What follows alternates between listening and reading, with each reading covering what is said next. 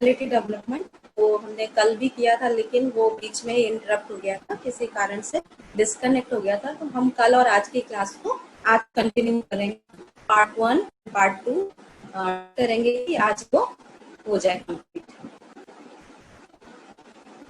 Personality क्या होती है? अगर आपको लाइफ में सक्सेस चाहिए तो सबसे पहले आपको अपनी पर्सनालिटी को इम्प्रूव करना है, अपनी पर्सनालिटी को इम्प्रूव करना चाहिए। पर्सनालिटी बहुत सारी चीज़ों से मिलकर बनती है, जैसे आपके हैबिट्स, आपके गुड मैनर्स, आपका वैल्यूज, आपके गुड बुक्स, ये सब मिलके अच्छी पर्सनालिटी बनती है। हम अपनी पर्सनालिटी में क्या क्या इम्प्रूव कर सकते हैं जिससे हमारी पर्सनालिटी ज़्यादा अच्छी हो, क्योंकि अगर हमें लाइफ में सक्सेस चाहिए तो हमारे सक्सेस के जो की है वो हमारी पर्सनालिटी होती है। तो पर्सनालिटी को इम्प्रूव करने के लिए हम क्या कर सकते हैं? एटीट्यूड, हमारा एटीट्यूड अच्छा होना चाहिए, पॉजिटिव एटीट्यूड होना चाहिए। एक एग्जाम्पल है, a bad attitude is like a flat tyre, you can't go anywhere without changing it. Attitude ऐसे टायर की तरह है, पंचर टायर की तरह है, जिसको आप चेंज किए बिना आगे नहीं जा सकते। तो आपका एटीट्यूड पॉजिटिव होना चाहिए। बिहेवियर, आपका बिहेवियर अच्छा होना चाहिए सामने वाले के प्रति, जिससे आप बात करें। और आप क्या सोचते हैं वो भी बहुत मैटर करता है। नेगेटिव थॉट्स आपकी पर्सनालिटी में नेगेटिविटी भर देते हैं, तो आप हमेशा पॉजिटिव सोच, दूसरों के लिए भी हमेशा पॉजिटिव सोचें। प्लीजेंट वॉइस, आप जब भी बात करें आपकी जो आवाज़ है वो हमेशा सुनने वाले को अच्छी लगनी चाहिए। इमोशनल स्टेबिलिटी, बहुत जल्दी गुस्सा आना, बहुत जल्दी इमोशनल हो जाना, बहुत जल्दी रोना, ये सब होता है इमोशनल स्टेबिलिटी। हमेशा काम रहना चाहिए किसी भी कंडीशन में, सोच समझ के जो जो करना है आपको, गुस्से में कोई कदम नहीं उठाना चाहिए। आप अपने इमोशन को अगर कंट्रोल करते हैं तो आप लाइफ में बहुत आगे जा सकते हैं। बी ग्रेशियस, थैंकफुल होना चाहिए लाइफ।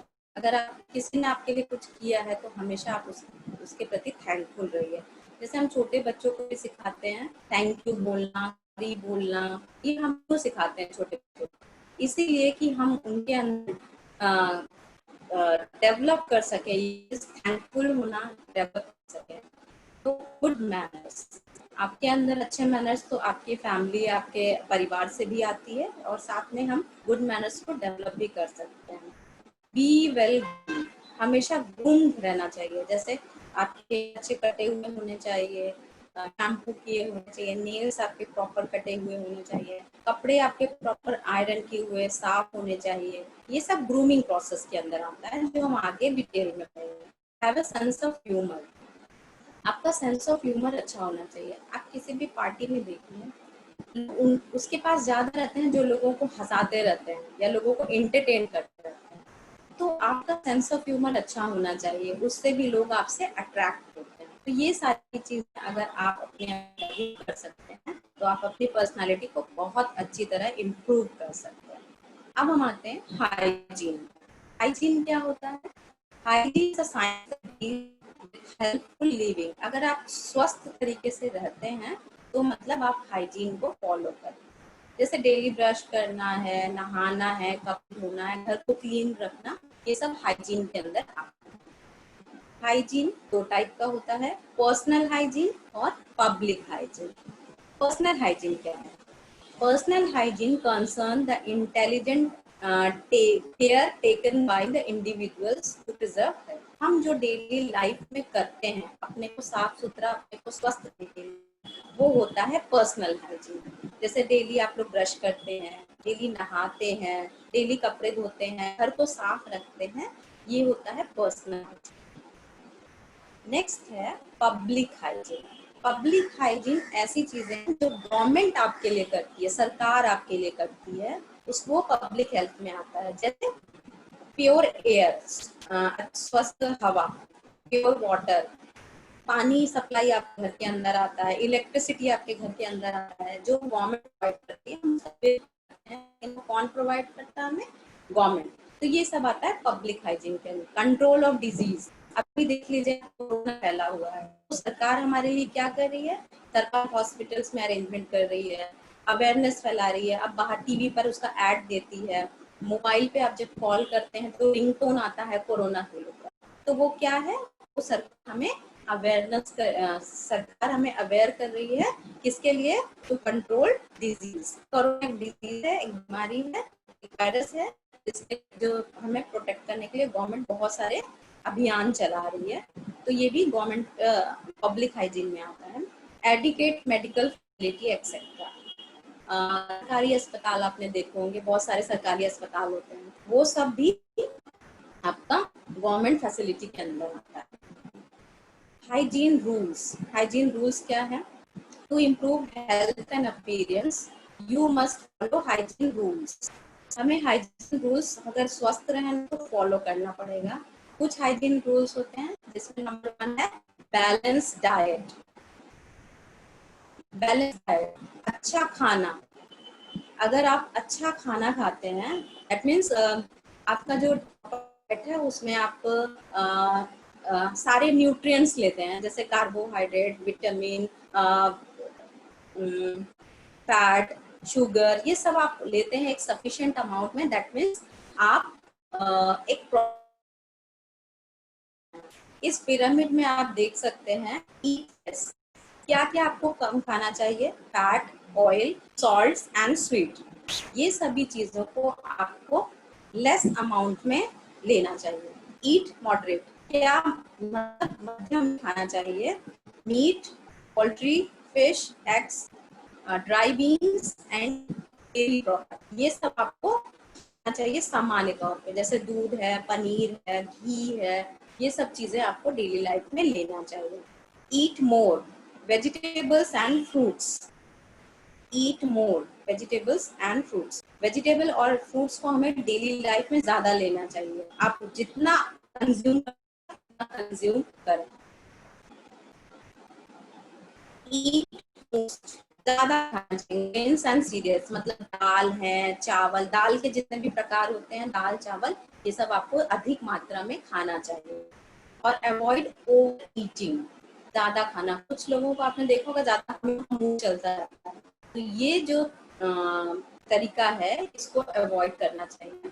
एक सफिशिएंट अमाउंट का पानी भी आपको डेली पीना चाहिए। जैसे कि आपको पता होगा एक दिन में हमें कितने लीटर पानी पीना चाहिए। एक दिन में हमें मैक्सिमम 8 ग्लासेस ऑफ वाटर पीना चाहिए। 8 ग्लास पानी हमें पीना चाहिए एक दिन में। पोस्चर, अच्छा पोस्चर क्या है, stand, sit and walk with good posture. हमें जब भी आप खड़े होते हैं, चलते हैं, तो आपका जो पोस्चर है वो अच्छा होना चाहिए, एक मैनर में होना चाहिए। Cleanliness, keep the body clean and order free. आपके बॉडी से किसी भी टाइप का स्मेल नहीं आना चाहिए। डीओ यूज करना चाहिए आपको, हाथ और अपने नेलों को हमेशा साफ करना चाहिए। देखिए आप इस पिक्चर में देखिए, ब्रश करना, कॉम्ब करना, ये सब प्रॉपर आपको क्लीनलीनेस के अंदर आता है। हेल्दी थॉट्स, आपके जो विचार हैं हेल्दी, आपका माइंड और बॉडी वो एक साथ काम कर रहा है, तो दोनों अगर एक साथ काम करते हैं, अगर माइंड में आपके थॉट्स अच्छे नहीं आएंगे तो आपकी बॉडी भी ऑपरेट प्रॉपर नहीं कर पाएगी। इसलिए आपके माइंड और बॉडी सबको प्रॉपर काम करने के लिए आपको अच्छा सोचना चाहिए। तो हम हाइजीन रूल्स के अंदर है बैलेंस डाइट, आपको बैलेंस डाइट खाना चाहिए। गुड पोस्चर, चलने का, बैठने का एक प्रॉपर तरीका होना। क्लीनलीनेस, अपनी बॉडी, अपने हेयर, अपने नेल्स, हाथ पैर को साफ रखना चाहिए और अच्छा सोचना चाहिए। सफिशिएंट एक्सरसाइज, ये बहुत इम्पोर्टेंट है अपनी पर्सनैलिटी को इम्प्रूव करने के लिए। अगर आप डेली आधा घंटा एक्सरसाइज करते हैं, वो एक्सरसाइज किसी भी फॉर्म में हो सकता है, including running, walking, dancing, sports, gym activities. आप स्कीपिंग भी कर सकते हैं, जिम में जाके आप काम कर सकते हैं, वॉक कर सकते हैं, या साइकिलिंग घर में कर सकते हैं। आपके पास साइकिल है तो आप साइकिलिंग कर सकते हो। योगा आता है आपको, योगा फॉलो कर सकते हैं, नहीं तो आपको कुछ नहीं आता तो आप डांस कर सकते हैं। ये सबसे अच्छा एक्सरसाइज होगा आपके लिए। तो ये ध्यान में रखिए, एक दिन में कम से कम आपको आधा घंटा एक्सरसाइज अवश्य करना चाहिए। एडिकेट स्लीप, ये बहुत इम्पोर्टेंट है अपने आप को हेल्दी रखने के लिए। आपका जो स्लीपिंग अमाउंट है वो नॉट लेस देन 7 आवर्स होना चाहिए। 7 घंटे से कम नींद अगर आप लेते हैं, दैट मीन्स आपके बीमार पड़ने के चांसेस ज्यादा होते हैं। तो आप ट्राई कीजिए कि 7 घंटे से ज्यादा आपकी नींद आपको मिले डेली। अब हम आते हैं बेसिक्स ऑफ गुड ग्रूमिंग। अच्छी ग्रूमिंग के बेसिक्स क्या होते हैं? To keep our appearance at its best, you must give daily attention to all the important details that make for a clean, neat and charming personality. क्या क्या आपको करना चाहिए जिससे आपकी पर्सनैलिटी साफ सुथरी और चार्मिंग दिखे? नंबर 1 है डेली बाथ एंड डिओड्रेंट। ये बहुत ही कॉमन चीजें हैं लेकिन बहुत लाइफ में मैटर करती है। अगर आप नहाते नहीं हैं डेली और आप डीओ यूज नहीं करते हैं या परफ्यूम यूज नहीं करते हैं तो आपकी पर्सनालिटी जीरो हो सकती है। तो डेली बाथ लीजिए, उसके साथ ही आप डीओ यूज कीजिए। ओरल हाइजीन, अपने दांतों को रेगुलरली ब्रश कीजिए और कम से कम एक दिन में 2 बार आपको ब्रश करना चाहिए। एक बार जब आप सो के उठे हैं मॉर्निंग में, और दूसरा जब आप सोने के लिए जाते हैं रात में। रात में ब्रश करना क्यों इम्पोर्टेंट है? क्योंकि आप पूरी रात अगर सोते हैं तो जो भी आपने खाया है रात में वो आपके मुंह में कहीं ना कहीं रह जाता है। तो उसको आप क्लीन करके अगर सोएंगे तो आपको मॉर्निंग में ब्रश करने की इतनी ज़रूरत नहीं होती है। लेकिन अगर आपने टीथ को हेल्दी रखना है तो आपको 2 बार ब्रश करना चाहिए। हेयर केयर, आपके हेयर क्लीन रखना चाहिए। शैम्पू हफ्ते में 2 बार, अच्छा तेल लगाना चाहिए, शैम्पू करने से पहले ऑयलिंग करना चाहिए और अच्छा कंडीशनर और सीरम यूज करना चाहिए आपको रेगुलर बेसिस पे। केयर ऑफ योर क्लोथ्स, अपने क्लोथ्स को हमेशा नीट एंड क्लीन, और हमेशा जो आप कपड़े पहने वो प्रॉपर फिटिंग का होना चाहिए। अगर आप साइज हैं, आपने एक्सेल के कपड़े पहने हैं तो वो देखने में बहुत ही खराब लगेगा, आपकी पर्सनैलिटी को जीरो कर देगा। तो आप ये ध्यान में रखिए कि हमेशा जो आपके कपड़े हैं वेल फिटेड होने चाहिए और साफ सुथरे। हैंड एंड नेल केयर, अपने नेल्स को शॉर्ट रखना चाहिए, साफ रखना चाहिए, क्लीन रखना चाहिए, और हाथों में आपको हमेशा मॉइस्चराइजर वगैरह लगाना चाहिए, आपके हाथ मॉइस्चराइज रहें। अब आते हैं स्किन केयर एंड कॉस्मेटिक्स पे। हमें स्किन केयर रूटीन क्या फॉलो करनी चाहिए? स्किन केयर रूटीन का एक फॉर्मूला होता है CTMP। CTMP means cleansing, toning, moisturising and sunscreen. आप इस पिक्चर में देख सकते हो, क्लिनजिंग, 2 है टोनिंग, 4 है मॉइस्चराइजिंग और लास्ट है सनस्क्रीन। तो मैंने जो बताया formula CTMP, cleansing, toning, moisturising and protection, P for protection. तो प्रोटेक्शन के अंदर ही सनस्क्रीन आते हैं। क्लिनजिंग मतलब आप एक अच्छे क्लिनजर से डेली अपने फेस को क्लीन कीजिए, उसके बाद आप टोनर अप्लाई कीजिए, टोनर के बाद मॉइस्चराइजर अप्लाई कीजिए, और उसके बाद लास्ट में प्रोटेक्शन। प्रोटेक्शन मतलब आप सन ब्लॉक ले सकते हो, सनस्क्रीन ले सकते हो। ये हमें सूरज की किरणों से बचाता है, टैन होने से हमें बचाता है। तो ये चारों चीजों को आपको फॉलो करना चाहिए। इसमें एक चीज और है सीरम। सीरम की रिक्वायरमेंट डेली रूटीन में इतनी नहीं है, लेकिन इसको एक्स्ट्रा केयर के तौर पे यूज कर सकते हैं। तो अगर आप डेली CTMP 2 बार फॉलो करते हैं, in the morning and in the night before going, तो आपकी स्किन बहुत ग्लोइंग और हेल्दी रहेगी और आपकी एज इफेक्ट भी आपके स्किन पे कम दिखाई देगा। तो ये हर एक लेडीज को फॉलो करना चाहिए ये skin care routine CTMP। Cleansing, toning, moisturising and sun protection. Footwear, आप जो भी शूज पहनेंगे वो वेल फिटेड होना चाहिए, मतलब आपको प्रॉपर फिटिंग होना चाहिए उसका, और चलने में आवाज नहीं होनी चाहिए, और आपको अनकंफर्टेबल फील ना हो। जैसे कोई बहुत ज्यादा हील पहनते हैं, लेकिन उनको पेन होता रहता है, लेकिन वो फैशन में पहनते हैं। तो आपको बैलेंस करना है फैशन और कंफर्ट के बीच में। फैशनेबल शूज हो प्लस वो कंफर्टेबल, और उसको नीट एंड क्लीन रखना भी जरूरी है। अब आते हैं हम पॉस्चर। पॉस्चर क्या होता है? पॉस्चर होता है पोजीशन, जैसे हम खड़े होते हैं, बैठते हैं, चलते हैं, बात करते हैं, ये सब आता है हमारे body postures. Different body postures होती हैं, कैसे चलते हैं, कैसे बैठते हैं, कैसे वॉक करते हैं, कैसे हम खड़े होते हैं, और कैसे हम बात करते हैं, कैसे हम चीजों को हैंडल करते हैं। तो गुड पॉस्चर क्या होता है? जब आपको बिना जैसे आप बहुत चल रहे हैं, चलते समय आपको पेन हो रहा है बॉडी में, दैट मीन्स आपका बॉडी पॉस्चर ठीक नहीं है। तो आपको बॉडी पॉस्चर को करेक्ट करना चाहिए। अगर आपका पॉस्चर करेक्ट नहीं है तो ये आपको थका सकता है, आपकी पर्सनालिटी में एक कमी ला सकता है। तो इस कमी को पूरा करने के लिए हम आगे देखेंगे कि कैसे हमें प्रॉपर बैठना, उठना और चलना चाहिए। देखिए, चेक पॉस्चर, ये खड़े होने का है। देखिए, ये बैड पॉस्चर्स हैं। इसमें देखिए, इसका नेक झुका हुआ है, इसमें पीठ झुकी हुई है, इसमें पेट आगे निकला हुआ है, और इसमें हिप पीछे निकला हुआ है। तो ये सारे पॉस्चर गलत हैं। अगर आप सही तरीके से खड़े हैं तो देखिए आपका पॉस्चर इस तरह से होगा, बिल्कुल स्ट्रेट लाइन। ये है गुड पॉस्चर, सही खड़े होने का तरीका। अब हम आते हैं स्टैंडिंग, कैसे खड़े होना चाहिए प्रॉपर। जब हम खड़े हों तो हमारा बॉडी एकदम स्ट्रेट होना चाहिए, और हमारा जो ये देखिए गुड स्टैंडिंग पॉस्चर, इसके 5 नियम हैं। हेड अप, सर ऊपर होना चाहिए।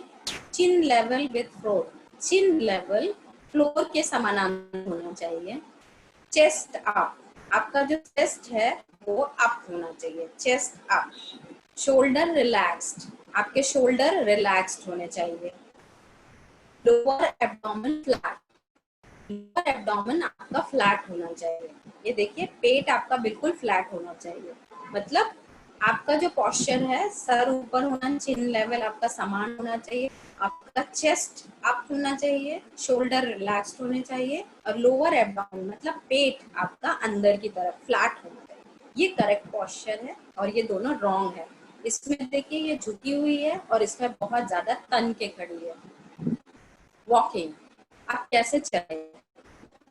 वॉक करने का जो तरीका है वो होना चाहिए, आपका बॉडी बिल्कुल स्ट्रेट, रिदमिक होना चाहिए, आवाज नहीं आनी चाहिए चलते समय, ठपर ठपर बहुत बजा बजा देते हैं, वो नहीं होना चाहिए। कॉन्फिडेंस होना चाहिए एक चलने में। तो आप इस पिक्चर देख सकते हो, इन दोनों वॉक और इसमें क्या डिफरेंस है। ये बिल्कुल कॉन्फिडेंट वॉक है, और ये झुक के चलना है, और ये बहुत ज्यादा पीछे होके चल रही है। तो आपकी जो वॉकिंग है स्मूथ, ग्लाइडिंग, रिदमिक होनी चाहिए, और आपके हाथ एक अच्छे ईज में फॉलो करने चाहिए आपकी बॉडी को, और आवाज नहीं होनी चाहिए चलते समय। सिटिंग, आप जब बैठते हैं तो बैठने का तरीका है वो भी सही होना चाहिए, इससे आपकी बॉडी में पेन नहीं होगा। देखिए, इसमें ये दोनों रॉन्ग है और ये राइट है। आपका बॉडी बिल्कुल 90 डिग्री के एंगल पे होना चाहिए। ये 90 डिग्री के एंगल में आपका बॉडी बिल्कुल होना चाहिए। दोनों हाथ आपके स्ट्रेट, अगर आपके चेयर पे हैंडल है तो दोनों हाथ हैंडल पे होना चाहिए। आपके दोनों नीज एक साथ होने चाहिए। हिप आपका और बैक, ये चेयर के बैक से सटा हुआ होना चाहिए। अब सिटिंग के रूल्स क्या हैं? Keep the feet close together, दोनों पैर पास होने चाहिए। कीप द नीज टुगेदर, दोनों घुटने पास होने चाहिए। Place the feet out slightly further than the knees, आपके जो फीट है वो थोड़ा नीज से आगे होना चाहिए। Never push your feet under the chair, अपने पैरों को चेयर के नीचे नहीं रखना चाहिए।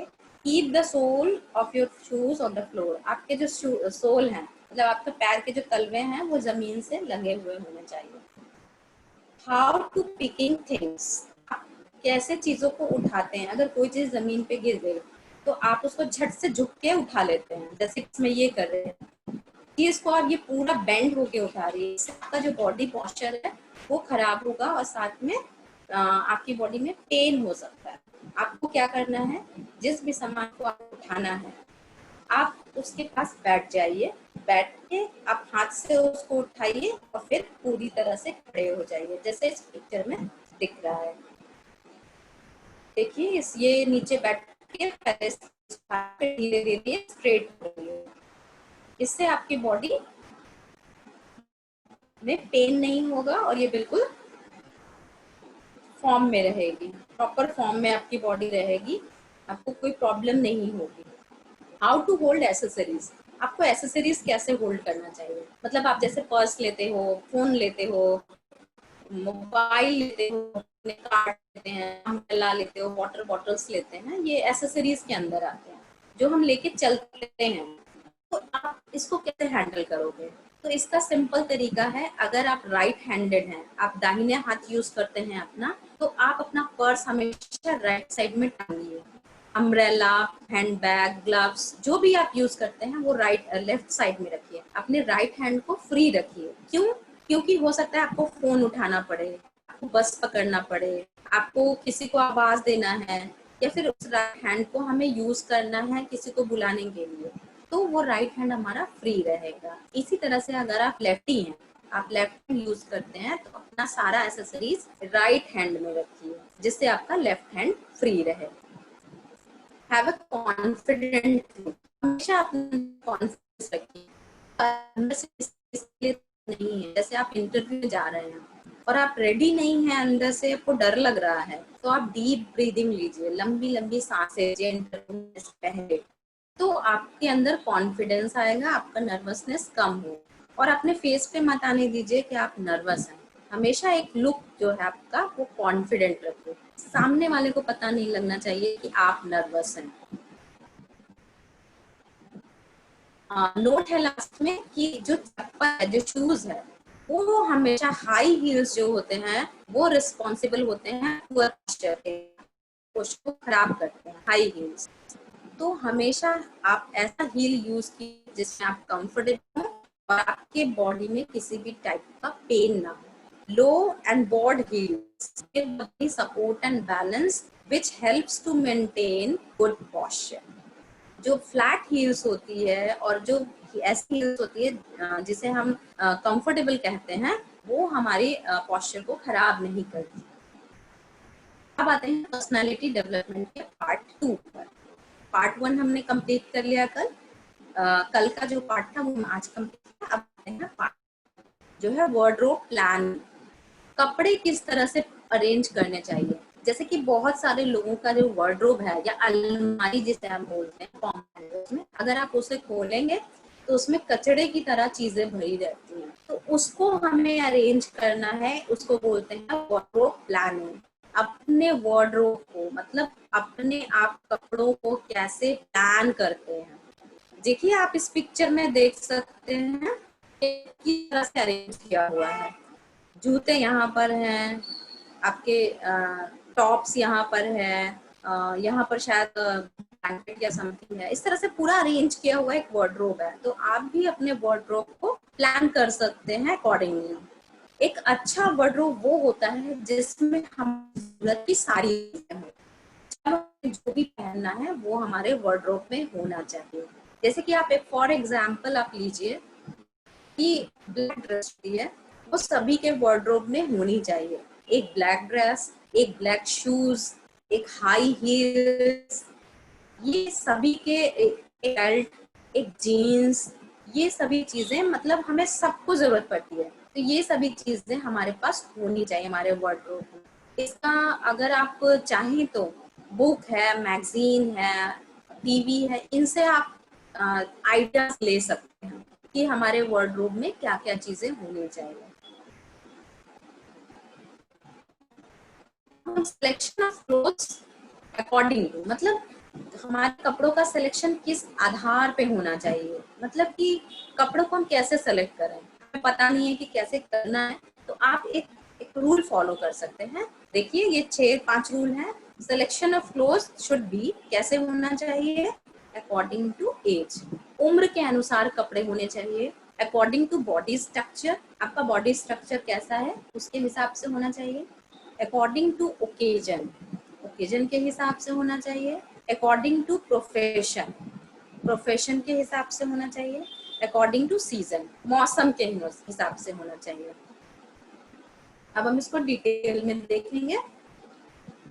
अकॉर्डिंग टू एज, उम्र के अनुसार आपने ये फॉलो किया होगा कि लोग, कभी आप पार्टी में जाइए तो आप किसी को बोलते हैं ना बूढ़ी घोड़ी लाल लगा, आपके मुंह से निकल जाता है जनरली बात करते करते। मतलब किसी ज्यादा एज की लेडी को आपने कम मतलब ऐसे कपड़े पहने देख लिए सूट नहीं कर रहे हैं, तब हम उसके ऊपर ये फॉलो करते हैं ये चीजें। तो ये चीजें आपके नाम नहीं है, चीजें हमें अकॉर्डिंग टू एज सेलेक्ट करनी चाहिए। कपड़े आप, ऐसा रूल नहीं है कि जो एक 16 साल की लड़की पहन सकती है वो एक 60 साल की औरत नहीं पहन सकती। जैसे कि जीन्स है, जीन्स एक 16 साल की लड़की पहन सकती है, एक 60 इयर्स ओल्ड लेडी भी पहन सकती है। तो जीन्स एक कॉमन चीज है, उसको कोई भी पहन सकता है। लेकिन अभी आप अगर फ्रॉक है, अगर एक 15-16 साल की लड़की ने फ्रॉक पहना हुआ है और एक 60-65 इयर्स ओल्ड लेडी फ्रॉक पहने, तो वो बहुत देखने में ऑड लगेगा, बहुत खराब लगेगा। तो इसी तरह से आप चीजें अकॉर्डिंग टू एज, उम्र के अनुसार सेलेक्ट करनी चाहिए जो आपकी उम्र के को अच्छा लगे। अकॉर्डिंग टू ओकेजन, हमारे जो इंडियंस होते हैं भारत में बहुत सारे ओकेजन्स होते हैं, जैसे शादी है, मैरिज है, एंगेजमेंट है, मेहंदी सेरेमनी है, किसके बर्थडे पार्टी है, कॉकटेल पार्टी है, किटी पार्टी है, या फिर बच्चों का कोई फंक्शन है। तो इन सब के लिए हमें अलग अलग ड्रेस होना चाहिए। आप एक ही साड़ी को सब जगह नहीं पहन सकते, एक ही गाउन को सब जगह नहीं पहन सकते। अगर आपको शादी में जाना है तो आप प्रेफर कीजिए लहंगा, साड़ी, फैंसी कोई गाउन।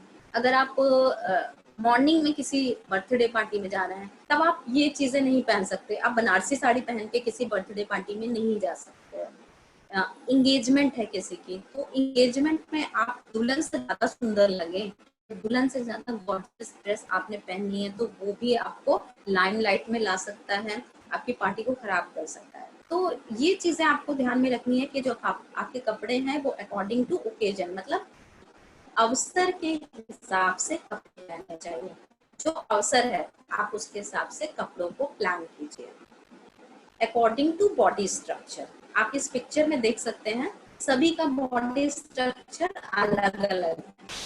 जैसे आप इसमें देखिए, इसका शेप है इन्वर्टेड ट्रायंगल, मतलब ऊपर का पोर्शन भारी है और नीचे का पोर्शन हल्का है, मतलब पतला है। रेक्टेंगल, ये पूरी चौकोर है इनकी बॉडी, मतलब heavy upper part, heavy lower part. Triangle, heavy lower part और ये स्मॉल अपर पार्ट। डायमंड, पूरा राउंड शेप है, लगभग ओवल, ऊपर नीचे पूरा राउंड है। तो आपको क्या करना है, जरूरी नहीं है सब लोग फिट हो, पर्सनालिटी सबकी अच्छी हो, सब लोग 0 साइज हो, सब लोग स्मॉल साइज हो। आपका बॉडी शेप अलग अलग हो सकता है, आप एक्सेल, डबल एक्सेल, मीडियम कुछ भी हो सकते हैं। लेकिन अगर आप परफेक्ट शेप के कपड़े पहनते हैं, जैसे कि कुछ लोग होते हैं उनका जो साइज है वो मीडियम होता है, लेकिन वो कपड़े ऑर्डर करते हैं स्मॉल, क्यों? उससे हम थोड़ा स्लिम दिखेंगे। ये गलत, आप सकते हैं ये गलत है। इसी तरह लेडीज में जो अंडर गारमेंट्स हैं, वो लोग अपने साइज से स्मॉल साइज के अंडर गारमेंट्स डालते हैं, जिससे उनका जो पॉस्चर है वो थोड़ा सा छोटा लगे, उनका बॉडी थोड़ा स्लिम लगे। लेकिन ये गलत है। अगर आपका बॉडी एक्सेल साइज का है तो आपको कपड़े, अंडर गारमेंट्स भी उसी साइज के डालने चाहिए। लेकिन अगर आप स्मॉल हैं और आपने मीडियम या एक्सेल साइज के कपड़े पहने, तो वो भी आपकी पर्सनालिटी को 0 कर सकता है। तो आप अपने साइज को कम करने के बजाय अपने कपड़ों की साइज को करेक्ट अगर कर लेंगे तो वो आपकी पर्सनालिटी को अच्छा सूट करेगा। जरूरी नहीं है कि हम सभी 0 साइज के हो जाएं, ये पॉसिबल नहीं है। हो सकता है, लेकिन इसके लिए हमें बहुत सारे रूल्स फॉलो करने पड़ेंगे, एक्सरसाइज है, डाइट है। तो वो सब छोड़ के हमें अगर तुरंत इफेक्ट चाहिए तो हमें सबसे पहले अपने कपड़ों का जो साइज है उसे हमें परफेक्ट करना चाहिए। अकॉर्डिंग टू प्रोफेशन, आपने देखा होगा पुलिस है, डॉक्टर हैं, सबके ड्रेस होते हैं, कोड होते हैं। आप पुलिस को कैसे पहचानते हैं? वो यूनिफॉर्म में होते हैं, खाकी यूनिफॉर्म पहनते हैं। आर्मी मैन को आप कैसे पहचान लेते हैं? क्योंकि वो एक पर्टिकुलर यूनिफॉर्म में होते हैं। इसी तरह से डॉक्टर्स एक लैब कोट पहनते हैं, कॉस्मेटोलॉजिस्ट एक लैब कोट पहनते हैं या एप्रॉन पहनते हैं, तो हम उनके प्रोफेशन को पहचान जाते हैं। इसी तरह से सभी प्रोफेशन में एक एक ड्रेस कोड होना चाहिए, जिससे कि हम उनको पहचान सकें। तो अगर टीचर हैं तो टीचर को क्या सूट करता है? मोस्टली टीचर्स साड़ी पहनते हैं या सलवार सूट पहनते हैं या फिर पैंट और शर्ट पहनते हैं, जो कि उनकी पर्सनालिटी को सूट करता है। आप कॉस्मेटोलॉजिस्ट हैं और आप साड़ी पहन के अपने सैलून में काम कर रहे हैं, तो वो कैसा आपको अनकंफर्टेबल लगेगा, और जो आपके सैलून में आ रहा है उसको भी लगेगा कि ये क्या है, मतलब आपने वेल ड्रेस नहीं है और आप एक सैलून ओनर हैं। तो हमेशा आपके जो कपड़े हैं वो वेल फिटेड होना चाहिए और अकॉर्डिंग टू प्रोफेशन। आप जिस प्रोफेशन में हैं उस प्रोफेशन को सूट करते हुए कपड़े ही डालें, जो आपको कंफर्ट भी दे और आपकी प्रेजेंस को भी अपग्रेड करे अकॉर्डिंग टू सीजन। जैसे कि हमारे भारत में, इंडिया में 4 तरह के वेदर होते हैं: गर्मी, सर्दी, बरसात और बसंत ऋतु, जिसे बोलते हैं विंडी सीजन। तो गर्मी में हम कैसे कपड़े पहनते हैं? गर्मी में मोस्टली कॉटन कपड़े पहनिए, जितने भी कपड़े हल्के कपड़े पहनिए। रेनी सीजन, बरसात में ऐसे कपड़े पहनिए जल्दी सूख जाए, अगर आप भीग गए हैं तो जल्दी सूख जाए। जैसे कि आप सिंथेटिक कपड़े डाल सकते हैं रेनी सीजन में, जैसे वो कभी अगर अनफॉर्चुनेटली भीग गए तो आपको जल्दी से वो सूख जाएंगे। विंडी सीजन में ऐसे कपड़े पहनिए जो आपके कानों को कवर करके रखे, आपके बॉडी को कवर करके रखे। ठंड के समय में हम ज्यादातर ऊनी कपड़े पहनते हैं। ऊनी कपड़े भी आपको ठंड से बचाते हैं और आपको कंफर्ट भी देते हैं। तो सीजन के हिसाब से हम कपड़े पहनते हैं। अगर हम ऊनी कपड़ों को गर्मी में पहनेंगे तो कैसा लगेगा? वो बिल्कुल भी अच्छा नहीं लगेगा। तो हम कपड़े को सीजन के हिसाब से भी अलग अलग वार्डरोब में रख सकते हैं। अब आते हैं एनालाइज योर वार्डरोब। हमें अपने वार्डरोब को ध्यान से देखना है। आप अपने वार्डरोब को खोलिए, खोल के आराम से बैठ के सोचिए कि आपके वार्डरोब में क्या क्या कमी है और क्या क्या हम उसमें ऐड कर सकते हैं। जैसे कि अपनी अलमीरा को खोलेंगे तो आपको कुछ चीजें ऐसी दिखेंगी जो आपके पास बहुत सारी हैं। जैसे कि जीन्स जैसे लगता है ना, 4-5 जीन्स हो गई, सेम कलर की जीन्स हमारे पास हो गई, कई सारी हो गई, तो उसकी जरूरत नहीं है। उसकी बजाय अगर ब्लैक कलर की, ब्लू कलर की जीन्स होगी तो ज्यादा। जैसे कि बेल्ट है, आप एक बेल्ट से भी काम चला सकते हैं, और अगर आपके पास 10 बेल्ट होगी तो फिर क्या फायदा है 10 बेल्ट का। तो इसी तरह से कुछ चीजें आपके वार्डरोब में ज्यादा हैं, आप उनको हटा दीजिए। कुछ चीजें आपके वार्डरोब में बिल्कुल नहीं है, तो वो चीजें आप अपने वार्डरोब में ऐड कीजिए। जैसे कि आप अपने वार्डरोब को फाइनलाइज कर सकते हो कैसे? Career and work wardrobe. जैसे कि आप किसी प्रोफेशन में हैं, आप टीचर हैं, तो आपका जो वार्डरोब है, साड़ियाँ होनी चाहिए, सूट होने चाहिए। ब्यूटिशियन है तो आपका पैंट और शर्ट हो सकता है, या फिर शॉर्ट्स और शर्ट हो सकता है। तो ये चीजों को आप एक कॉर्नर में, मतलब एक एक शेल्फ में आप उस कैरियर वार्डरोब बनाइए।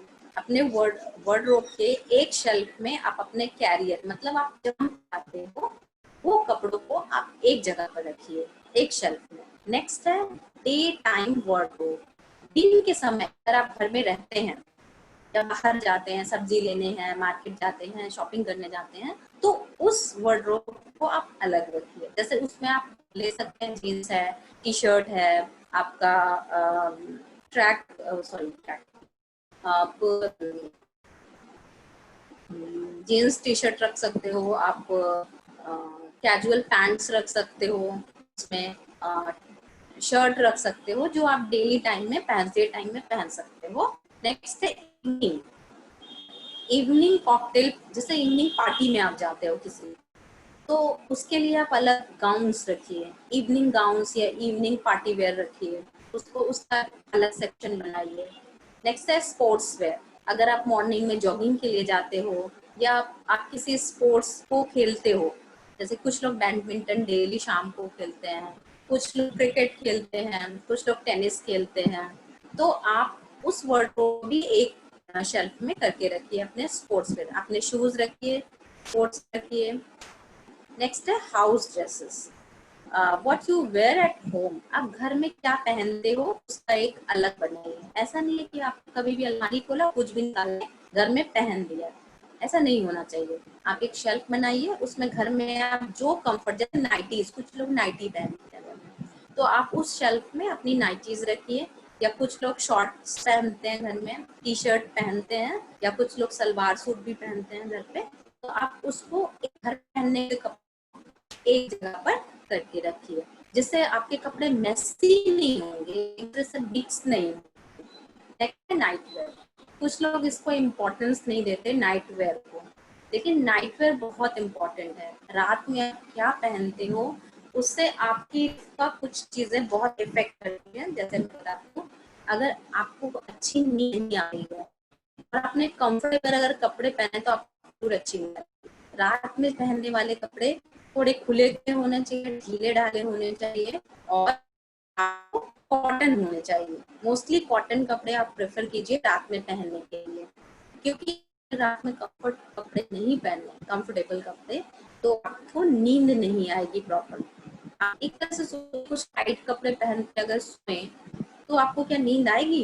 बिल्कुल भी नहीं। आप जीन्स पहन के क्या सो सकते हैं? बिल्कुल नहीं। तो नाइट वेयर आपका अलग होना चाहिए। तो इसी तरह से आपका जो वार्डरोब है आप उसको पूरा खाली कीजिए, और उसके बाद अपने शेल्फ में एक शेल्फ में एक कैटेगरी के कपड़े रखिए। जैसे कैरियर एंड वार्डरोब के एक में रखिए, डे टाइम अलग, स्पोर्ट्स वेयर अलग, हाउस ड्रेसेस अलग, नाइटीज अलग। इल्यूजन, इल्यूजन क्या होता है?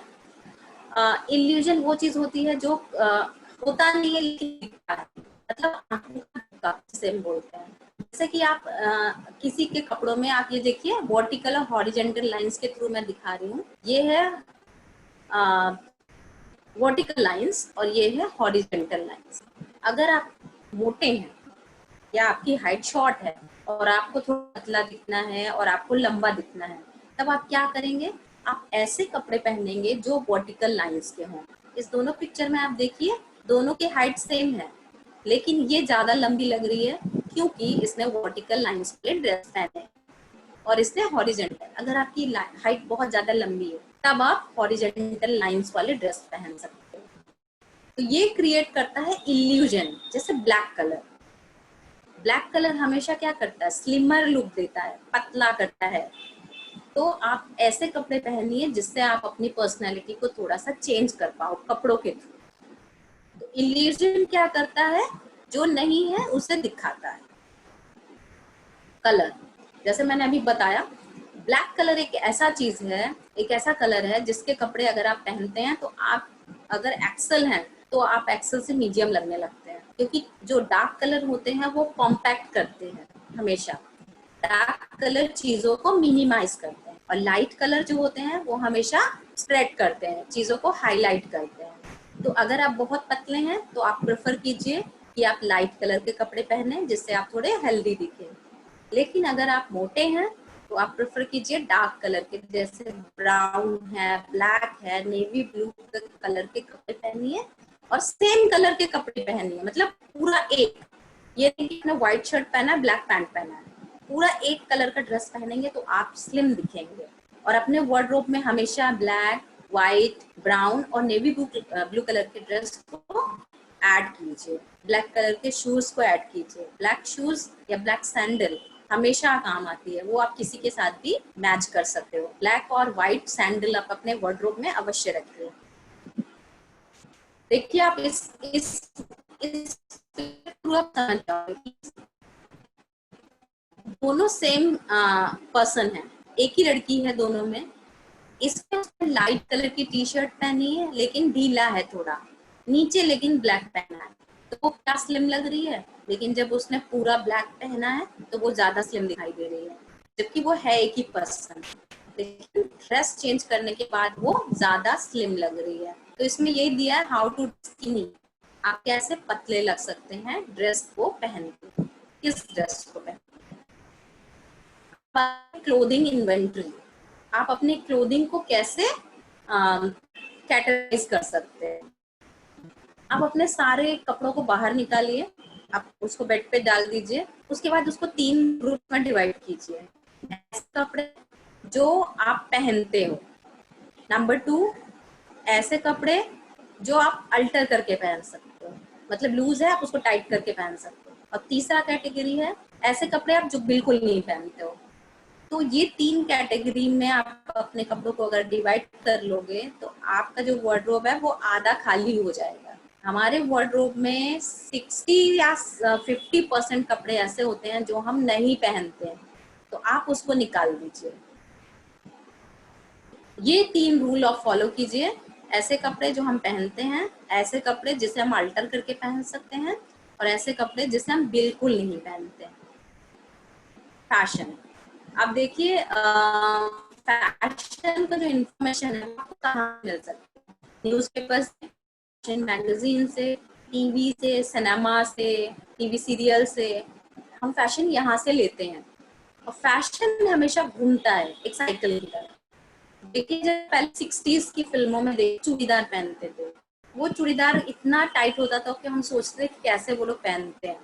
लेकिन अभी जो जींस पहनते हैं सेम चीज है, लेगिंग्स अभी भी फैशन में है, और जबकि वो 60s में आया था फैशन। इसी तरह बेल बॉटम जो 1970s में आया था, 70s की मूवीज आप देखिए, अमिताभ बच्चन है, रेखा है, उनकी मूवीज में बेल बॉटम, जिसको अभी हम बोलते हैं क्या, अभी हम बोलते हैं पैरेलल पैंट बोलते हैं, या फिर हम जिसको मुझे नाम याद भूल गई मैं क्या बोलते हैं उसको, पलाजो, उसको हम पलाजो बोलते हैं। जबकि वो 1970s में जो मूवीज आप देखिए उसमें वो था उसको बोलते थे क्या बोलते थे उसको, वो पैरेलल पैंट होती थी। इसी तरह से आप अभी देखिए अनारकली जो सूट होते हैं, वो अनारकली सूट्स भी पुरानी फिल्मों में आई थी 1980s में। 80s की मूवी आप देखिए, दिव्या भारती है और करिश्मा कपूर, काजोल, उन्होंने पहना था फ्रॉक सूट, वो 80s में आया था, 80s 90s में आया था, सॉरी 90s में, लेकिन वो अभी भी फैशन में है। अभी देखिए 2020 में भी सूट चल रहे हैं।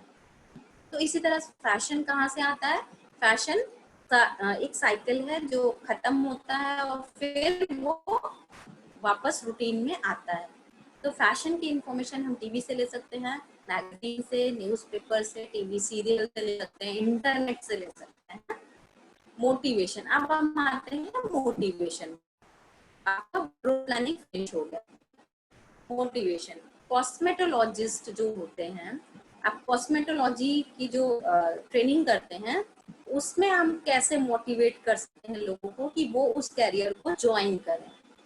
तो कॉस्मेटोलॉजी ऐसा फील्ड है जो लाइफ टाइम के लिए आपको श्योरिटी देता है कि आप हमेशा, आपका जो कैरियर है वो ऊपर जाएगा, आपका कैरियर कभी नीचे नहीं जाएगा। क्योंकि कोई भी चीज आप चेंज हो जाए, लेकिन लोग सैलून जाना नहीं छोड़ेंगे, लोग अपने को ग्रूम करना नहीं छोड़ेंगे कभी, लोग मेकअप करना कभी नहीं छोड़ेंगे, लोग अपने बाल कटवाना कभी बंद नहीं करेंगे। तो फैशन जो है वो हमारे कोर्स से रिलेटेड है।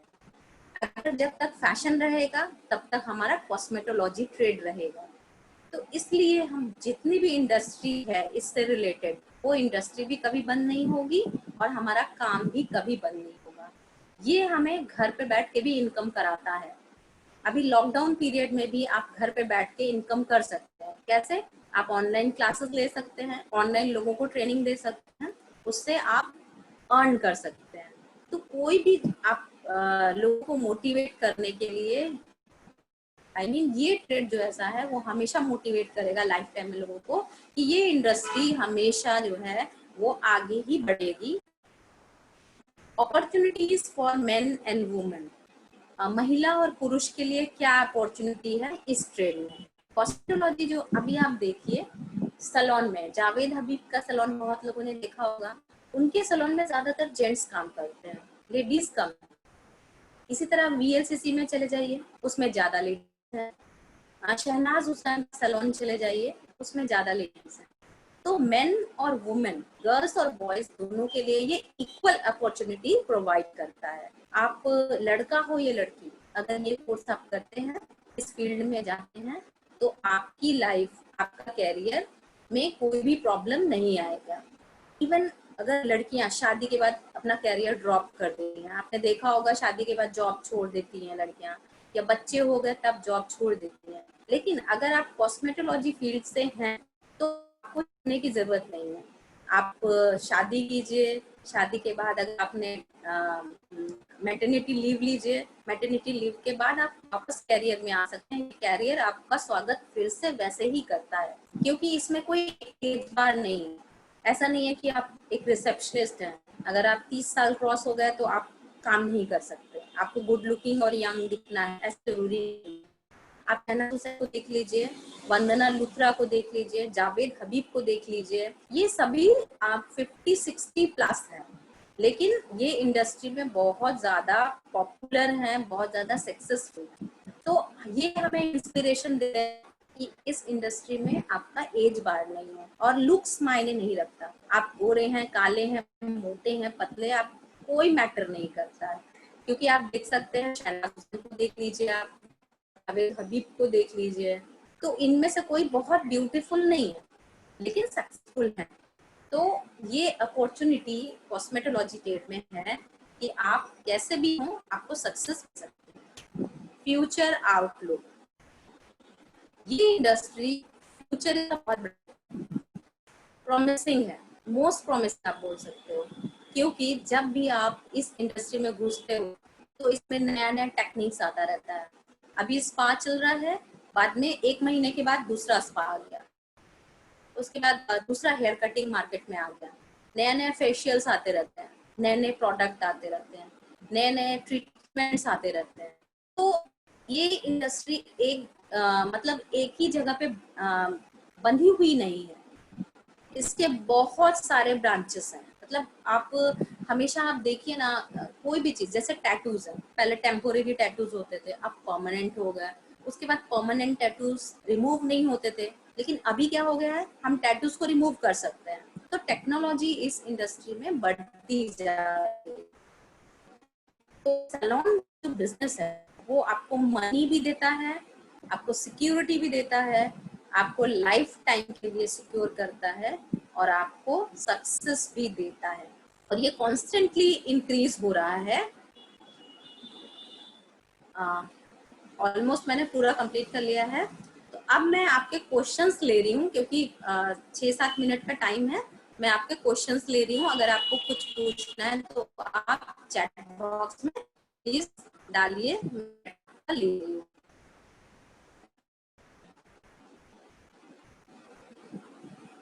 ओके, पीपीटी कुछ लोगों ने बोला है पीपीटी भेजने के लिए। पीपीटी आप लोग मुझे व्हाट्सएप नंबर पे प्लीज कांटेक्ट कीजिए, मैं आपको पीपीटी भेज दूंगी, कोई प्रॉब्लम नहीं है।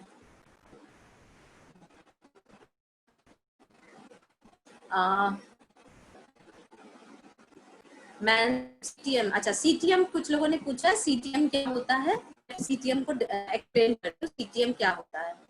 सीटीएम होता है एक क्लिनजिंग फॉर्मूला, अपने स्किन केयर फॉर्मूला है ये।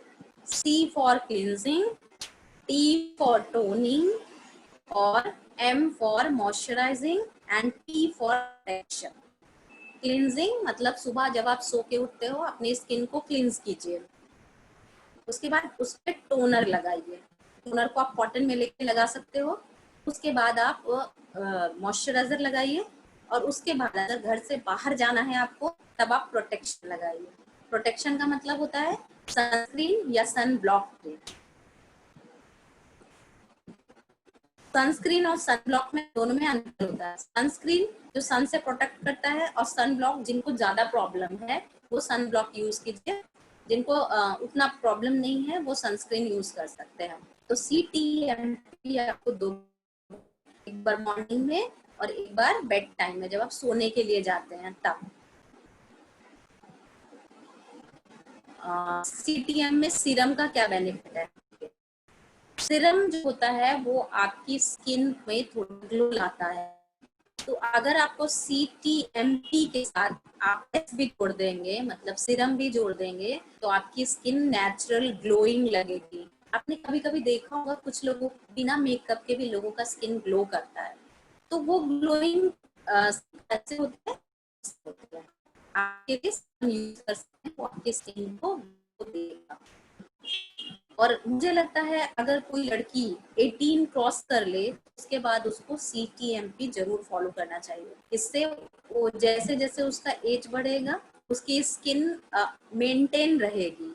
कुछ लोग इसको लेट फॉलो करते हैं, लेकिन आप जब भी फॉलो करना शुरू करें इसको प्रॉपर 2 बार फॉलो कीजिए, सुबह और शाम को। मैम SPF किस टाइप की स्किन पर यूज करना चाहिए? अच्छा, मैं SPF का बता देती हूँ। SPF जो मिलते हैं वो SPF 10, 20, 30, 15 इस टाइप का होता है। उसमें लिखा रहता है SPF 10, SPF 20 लिखा रहता है। तो आपको क्या चूज करना है, कैसे चूज करना है, उसका फॉर्मूला है, मैं बता देती हूँ आपको। जो ये 50 नंबर्स जो लिखे होते हैं 10, 20, 15, ये नंबर्स क्या होते हैं? ये नंबर्स होते हैं टाइमिंग, समय। आप कितने समय तक आप धूप में रहोगे उसका टाइमिंग होता है। 50 का मतलब 50 मिनट्स नहीं, ये 50 घंटे नहीं, आप 50 इंटू 10 कर दीजिए। आप अगर SPF 1 है तो मतलब इंटू 10 कर दीजिए, मतलब वो SPF 10 मिनट काम करेगा। अगर SPF 2 है तो मतलब वो 20 मिनट्स काम करेगा। इसी तरह आप SPF 50 इंटू 10 कर दीजिए तो आपका टाइमिंग निकल आएगा। SPF 50 कैसे लोगों को यूज करना चाहिए? SPF 50 बहुत टाइम तक रहेगा, तो ऐसे लोगों को यूज करना चाहिए जो पूरा दिन घर से बाहर फील्ड वर्क करते हैं। जैसे कि आप ले सकते हैं पुलिस में जो लोग काम करते हैं, होम गार्ड की नौकरी करते हैं, ट्रैफिक पुलिस का काम करते हैं, या फिर जो लोग आर्किटेक्ट हैं, फील्ड वर्क करते हैं, या फिर जो सेल्समैन हैं, जो सेल्स गर्ल्स हैं, उनको SPF 50 लेना चाहिए जिससे वो पूरे सन प्रोटेक्ट रह सके। नेक्स्ट क्वेश्चन है, क्या ये क्लासेस यूट्यूब पर अवेलेबल हैं? हाँ, ये क्लासेस निमी की वेबसाइट पे आपको मिल जाएगी, आप उस पर देख सकते हो।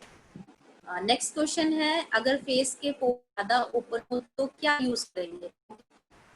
जिनके भी पोर्स फेस के ओपन हैं उनका जो प्रॉब्लम है, उनका जो स्किन है वो ज्यादा ऑयली होता है। ऑयली स्किन पोर्स ओपन रहते हैं, ये नेचुरल है, लेकिन ये क्रिटिकल कंडीशन है आपके स्किन की, इसको ठीक करना चाहिए। कैसे? आप अपने स्किन से ऑयल को हटाएंगे। सबसे पहले अपनी डाइट को ठीक कीजिए, आप ऑयली खाना कम खाइए, ड्राई फास्ट फूड कम कीजिए, कोल्ड ड्रिंक्स पीना बंद कीजिए, चॉकलेट खाना बंद कीजिए, पिज्जा, बर्गर, मोमो ये सब बंद कीजिए खाना। आप हेल्दी डाइट लीजिए, फ्रूट्स को ऐड कीजिए अपने डाइट में, दूध ऐड कीजिए अपने डाइट में, फल ज्यादा लीजिए और हेल्दी चीजें खाइए, ऑयल ज्यादा मत खाइए। उसके बाद अगर आप होममेड ट्रीटमेंट करना चाहते हो तो आइस लीजिए, आइस को पूरे फेस, एक आइस क्यूब अपने फेस पे पूरा लगाकर छोड़ दीजिए, तो उसके बाद आपकी स्किन टाइट हो जाएगी, आपके पोर्स ब्लॉक हो जाएंगे। लेकिन अगर आपको कोई कॉस्मेटिक्स यूज करना है देन आप इसके लिए आप एस्ट्रिंजेंट यूज कर सकते हो। एस्ट्रिंजेंट आप किसी अच्छी कंपनी का लीजिए और उस एस्ट्रिंजेंट को पूरे फेस पे after cleansing the face, face को क्लीन करने के बाद आप उसको पूरे फेस पे लगा लीजिए, और जब वो सूख जाए उसके बाद आप मेकअप अप्लाई करना है मेकअप कीजिए, या फिर कोई क्रीम लगाइए। तो पोर्स को ब्लॉक करने का 2 तरीका मैंने बताया, एक आप आइस क्यूब लेके पूरे फेस पे लगा सकते हो, और अगर आपके पास आप कोई कॉस्मेटिक्स यूज करना चाहते हो देन एस्ट्रिंजेंट यूज कर सकते हैं, तब आपके पोर्स कुछ टाइम के लिए ब्लॉक हो जाएंगे। लेकिन अगर आप उसको नेचुरली ब्लॉक करना चाहते हो तब आपको अपनी डाइट को, अपने खाने पीने को कंट्रोल करना पड़ेगा। ये वीडियो, हाँ, कुछ लोगों ने मेरा नंबर मांगा है, मैं बता देती हूँ नंबर। मेरा नंबर है 9748973947। ये मैंने टाइप कर दिया है यहाँ पर। नंबर, आपको मेरा नंबर।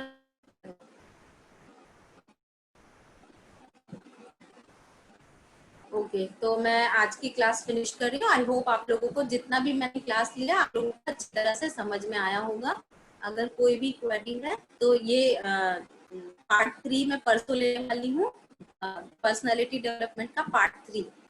उसमें आप लोग नोट करके रखना, जो भी आपको पूछना है आप उसको चैट बॉक्स में डाल दीजिएगा, मैं उसका आंसर आपको क्लास के बाद दे दूँगी। और कल मेरी फिर से क्लास है स्टेरिलाइजेशन एंड सैनिटेशन का, तो आप लोग प्लीज वो क्लास भी अटेंड कीजिएगा। और आज की क्लास आई आपको अच्छी तरह से समझ में आई होगी। Thank you so much everyone for attending my class.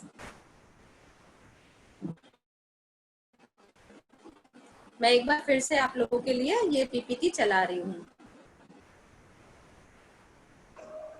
Ma'am actually 6 बज गए मैडम। हाँ ma'am, It's 6 o'clock now. Disconnect कर सकते हैं आप। हाँ, okay, Okay, thank you, ma'am.